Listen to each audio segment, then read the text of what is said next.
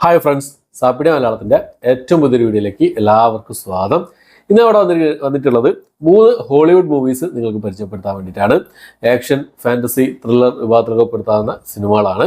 3 2 OTT release ചെയ്തതും 1 theatre release ചെയ്ത സിനിമയാണ്. ഏതൊക്കെ സിനിമകളും അതിൻ്റെ വിശേഷങ്ങൾ എന്തൊക്കെയാണെന്ന് നോക്കാം നമുക്ക്. അതിൽ ഒന്നാമത്തെ സിനിമ എന്നുള്ളത് നമ്മുടെ Idris Elba, John Cena, Priyanka Chopra എന്നിവരൊക്കെ പ്രധാന വേഷം കൈകാര്യം ചെയ്ത് ഡയറക്റ്റ് OTT റിലീസ് ചെയ്ത ഒരു ആക്ഷൻ കോമഡി വിഭാഗത്തിൽപ്പെടുന്ന ആക്ഷൻ കോമഡി ത്രില്ലർ വിഭാഗത്തിൽപ്പെടുന്ന ഒരു ഇംഗ്ലീഷ് മൂവിയാണ്. സിനിമയുടെ പേര് വരുന്നത് ഹെഡ്സ് ഓഫ് സ്റ്റേറ്റ് എന്നാണ് സിനിമയുടെ പേര് വരുന്നത്. ആമസോൺ പ്രൈമിലാണ് ഈ സിനിമ ഡയറക്റ്റ് OTT റിലീസ് ചെയ്തിട്ടുള്ളത്. അപ്പോൾ ഈ സിനിമയുടെ പ്ലോട്ട് എന്താണെന്ന് നോക്കിയാൽ അമേരിക്കൻ പ്രസിഡന്റും പുതിയതായിട്ട് പുതിയതായിട്ട് തെരഞ്ഞെടുക്കപ്പെട്ട അമേരിക്കൻ പ്രസിഡന്റായിട്ട് ജോൺസനെയാണ്. ബ്രിട്ടീഷ് പ്രധാനമന്ത്രിയായിട്ട് വരുന്നത് ഇദ്രിസ് എൽബയാണ്. പ്രിയങ്ക ചോപ്രയുടെ ഇതിൽ കഥാപാത്രം MI6 ഏജന്റായിട്ടാണ് പ്രിയങ്ക ചോപ്രയുടെ കഥാപാത്രമായിട്ട് വരുന്നത്. അപ്പോൾ അമേരിക്കൻ പ്രസിഡന്റും ബ്രിട്ടീഷ് പ്രധാനമന്ത്രിയും ഒരു പ്രധാനപ്പെട്ട ഒരു തീരുമാനം എടുക്കാൻ വേണ്ടിയിട്ട് ഒരു യാത്ര, ഇവർ ഒരുമിച്ചൊരു യാത്ര, ഒരു പ്ലെയിനിലൊരു യാത്ര നടത്തുകയാണ്. ആ യാത്രയിൽ ഇവർ ആക്രമിക്കപ്പെടുകയാണ്. അപ്പോൾ ഇവർ ആക്രമിക്കപ്പെടുന്ന സമയത്ത് ആരാണ് ഈ ആക്രമണത്തിന് പിന്നിൽ ആരാണ്, ഇവർ രണ്ടുപേരും ഇതിൽ നിന്ന് രക്ഷപ്പെടുമോ എന്നുള്ള കാര്യങ്ങളൊക്കെ ഇത് ആക്രമണത്തിന് പിന്നിലുള്ള ആൾക്കാരെ പിടിച്ചോ എന്നുള്ള കാര്യങ്ങളൊക്കെ കാണിച്ചു തരുന്ന സിനിമയാണ് ഹെഡ്സ് ഓഫ് സ്റ്റേറ്റ് എന്ന സിനിമ. അത്യാവശ്യം എന്താ പറയുക, ഞാൻ അതിൽ പ്രതീക്ഷയോടുകൂടി കണ്ട സിനിമയല്ല, പക്ഷെ എനിക്ക് ഇഷ്ടപ്പെട്ടു. എൻഗേജിങ് ആയിരുന്നു എന്നുള്ളതാണ്. ഫസ്റ്റ് മുതൽ അവസാനം വരെ ഈ ജോൺസിനെയുടെയും ഇദ്രിസ് എൽബയുടെയും ഒക്കെ കുറേ സിറ്റുവേഷൻ കോമഡികളും ഇവരുടെ തമ്മിലുള്ള കോൺവെർസേഷനും പിന്നെ ആക്ഷൻ രംഗങ്ങളും ഒക്കെ അടിപൊളിയായിരുന്നു. പ്രിയങ്ക ചോപ്ര നല്ലൊരു കഥാപാത്രമായിരുന്നു, നല്ലൊരു ക്യാരക്ടറായിരുന്നു, കിടിലൻ ക്യാരക്ടർ എന്ന് പറയാം.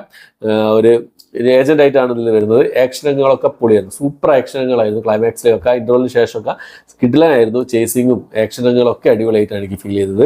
2 മണിക്കൂർ തികച്ചില്ല ഈ സിനിമയുടെ ദൈർഘ്യം എന്നുള്ളത്. എന്തായാലും കണ്ടു നോക്കാവുന്ന ഒരു സിനിമയാണ്. ഡബ്ഡ് വേർഷൻ അവൈലബിൾ ആണ് ആമസോൺ പ്രൈമിൽ. ഇംഗ്ലീഷ് ഭാഷ കൂടാതെ ഹിന്ദി, തമിഴ്, തെലുങ്ക്, മലയാളം, കന്നഡ ഭാഷകളിലും ഈ സിനിമ അവൈലബിൾ ആണ്. മലയാളം ഡബ്ബിംഗ് ഒക്കെ വളരെ നല്ല രസകരമായിട്ടുള്ള മലയാളം ഡബ്ബിംഗ് ആയിരുന്നു.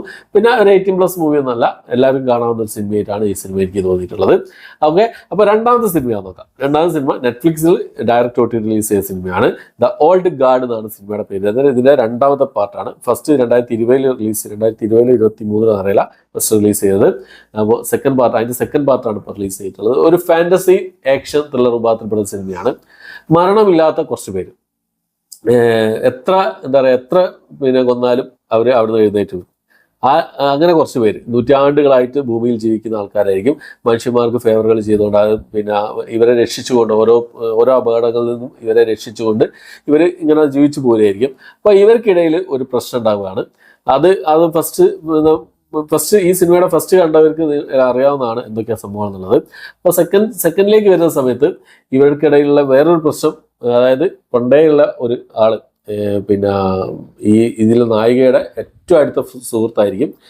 അവരെ എവിളാണെന്ന് പറഞ്ഞിട്ട്, അതായത് രാക്ഷസിയാണെന്ന് പറഞ്ഞിട്ട്, എത്ര കൊന്നിട്ടും ജീവിച്ചു വരുന്നുണ്ടല്ലോ, അപ്പോൾ രാക്ഷസിയാണെന്ന് പറഞ്ഞിട്ട് ഒരു കല്ലിൻ്റെ ഉള്ളിൽ ലോക്ക് ചെയ്തിട്ട് കടലിൽ തള്ളുകയാണ്.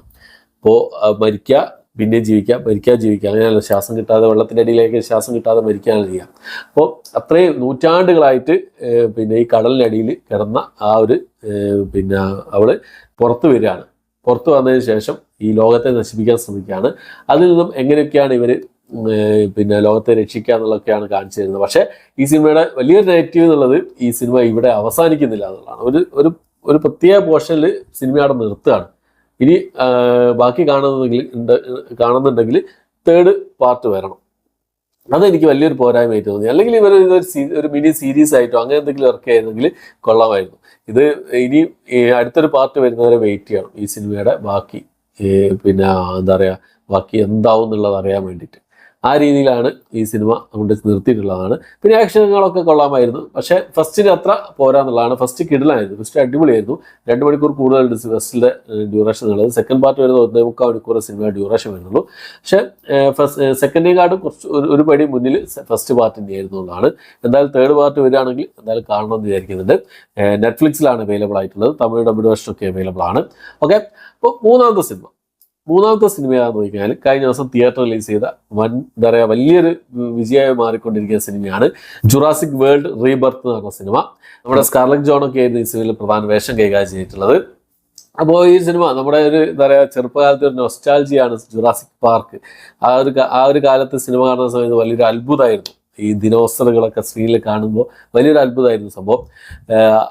ആ ഒരു എന്താ പറയുക ഇതിനു മുമ്പേ ഡൊമിനി എന്ന് പറഞ്ഞൊരു സംഭവം വന്നു. പക്ഷെ അതിനെക്കാട്ടും അത് കുറച്ചൊരു അപരാധമായിട്ടാണ് ഇരിക്കുന്നത്. അത്രയൊരു ഇല്ലായിരുന്നു, പോരായിരുന്നു എന്നുള്ള പറയാം. അതിനേക്കാളും കുറച്ചുകൂടി ബെറ്റർ ആയിരുന്നു ഈ ഒരു സിനിമ എന്നുള്ളത്. പക്ഷെ ഇതിൽ പിന്നെ ഒരു ദ്വീപ്, ആ ദ്വീപിൽ കുറേ പരീക്ഷണങ്ങൾ നടത്തുന്നത്, ആ പരീക്ഷണങ്ങളിലൂടെ ഒരു വലിയൊരു ക്രിയേച്ചർ രൂപപ്പെടുന്നത്, വലിയൊരു രൂപം, വലിയൊരു പിന്നെ ദിനോസർ പറയാൻ പറ്റില്ല ആ രീതിയിലൊരു സംഭവം ഉണ്ടാകുന്നതും, പിന്നെ അവിടേക്ക് വേറൊരു കാര്യത്തിന് വേണ്ടിയിട്ട് ഇതിൽ നിന്നും ബ്ലഡ് സാമ്പിൾ എടുത്തിട്ട് പിന്നെ എന്താ പറയുക മനുഷ്യന്മാരിലുണ്ടാകുന്ന രോഗങ്ങളൊക്കെ മാറ്റാൻ വേണ്ടിയിട്ട് ഉള്ളത് മരുന്ന് കണ്ടുപിടിക്കാനുള്ള ആ ഒരു സംഭവത്തിന് വരുന്നതാണ്. പക്ഷെ അവിടെ കുടുങ്ങി പോകുന്നതാണ് ഇവർ. ആ ഒരു ദ്വീപിൽ കുടുങ്ങി പോകുന്നതും ആ ഒരു ഫാമിലി ഉണ്ടാവും, വേറൊരു ഫാമിലി ഉണ്ടാവും, അവിടെ കുടുങ്ങി പോകുന്നതാണ്. അതിനുശേഷം അവിടുന്ന് അവർക്ക് രക്ഷപ്പെടാൻ പറ്റുമോ, അവിടുത്തെ എന്തൊക്കെയാണ് മിസ്റ്ററി, ആ ദ്വീപിലത്തെ മിസ്റ്ററി എന്തൊക്കെയാണെന്ന് കാണിച്ചു തരുന്നതാണ് ഈ സിനിമ എന്നുള്ളത്. പക്ഷേ രസമുണ്ടായിരുന്നു, രസകരമായിട്ടുള്ള കണ്ടിരിക്കുന്ന തിയേറ്റർ വാച്ചിൻ്റെ ആയിരുന്നു സിനിമ എന്നുള്ളത്. പക്ഷെ ആ ഒരു ലാസ്റ്റ് വരുന്ന ആ ഒരു സംഭവങ്ങളും കാര്യങ്ങളൊക്കെ, ആ ഒരു ക്രിയേച്ചർ ഞാൻ പറഞ്ഞല്ലോ, ആ ഒരു ഡൈനോസറും വേറെ എന്തൊക്കെയോ ഒരു വികൃതമായിട്ടുള്ളൊരു സംഭവം, അത് എനിക്ക് അത്ര അങ്ങോട്ട് പിന്നെ ഇഷ്ടമായില്ല എന്ന് പറയാം. ഡൈനോസേഴ്സ് എന്ന ഒരു അവരുടെ ഒരു പിന്നെ രൂപമാറ്റവും കാര്യങ്ങളൊക്കെ ആയിട്ടുള്ള സംഭവങ്ങളൊക്കെ ആയിരുന്നു രസമുണ്ടായിരുന്നു. ഇത് നമുക്കൊരു കിക്ക് കിട്ടുന്നില്ല, ആ ഒരു രീതിയിലായിപ്പോയി എന്നുള്ളതാണ് ക്ലൈമാക്സ് കാര്യങ്ങളൊക്കെ. എന്തായാലും കണ്ടിരിക്കാം, ഒരു തിയേറ്റർ വാച്ചുകൾ എല്ലാ സംഭവങ്ങളും സിനിമയിലുണ്ട് എന്നുള്ളതാണ്.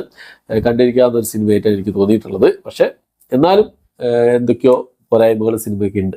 ഓക്കെ, അപ്പോൾ ഇതിനോടൊപ്പം തന്നെ ഈ സിനിമകളൊക്കെ നിങ്ങൾ കണ്ടവരാണെങ്കിൽ നിങ്ങളുടെ അഭിപ്രായങ്ങൾ കമന്റ് ബോക്സിൽ രേഖപ്പെടുത്താൻ ശ്രമിക്കാം.